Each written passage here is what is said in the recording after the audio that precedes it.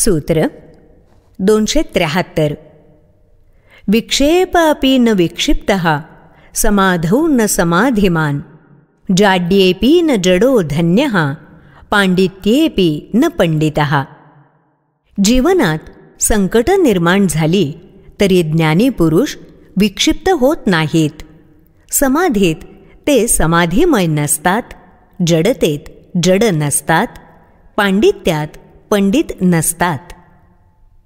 नाथ सांगतात, ज्ञानी पुरुष नेहमी शांत, स्थिर आणि समवृत्तीचा असतो.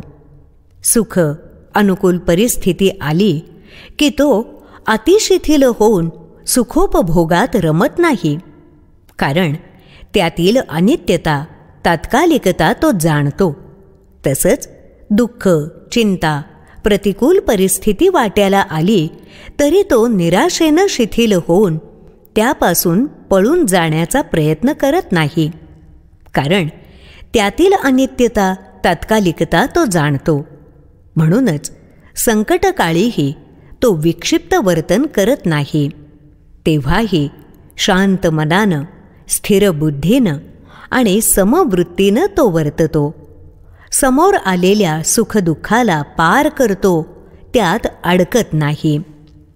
तो समाधी स्थितीची अनुभूती घेतो, पण त्यावेळेच्या दिव्य दर्शनांमध्ये, दृश्यांमध्ये रमत नाही, कारण ती आपल्या आध्यात्मिक प्रगतीतील केवळ स्थानकं आहेत, मुक्कामाचं ठिकाण नाही, आपलं अंतिम गंतव्य नाहीत याचं त्याला भान असतं. ह्या दर्शनांमुळे अहंकारच वाढण्याचा धोका असल्याची त्याला पूर्ण जाणीव असते. म्हणूनच त्यांचीही इच्छा तो बाळगत नाही.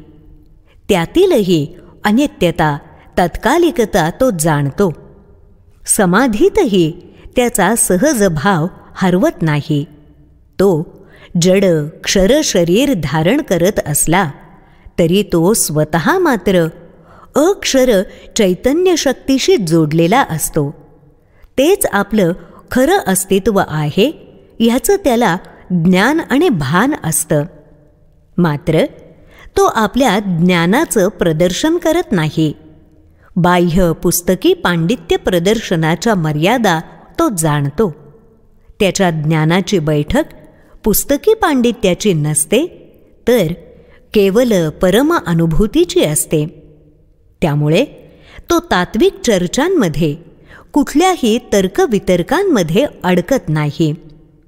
आत्मबोध झाल्यानं आता त्याला काहीही सिद्ध अथवा साध्य करायचं नसतं, कशाचंही कर्तेपण मिरवायचं नसतं. असा स्थिर, शांत आणि समचित्त ज्ञानी पुरुष कधीच विक्षिप्त वर्तत नाही.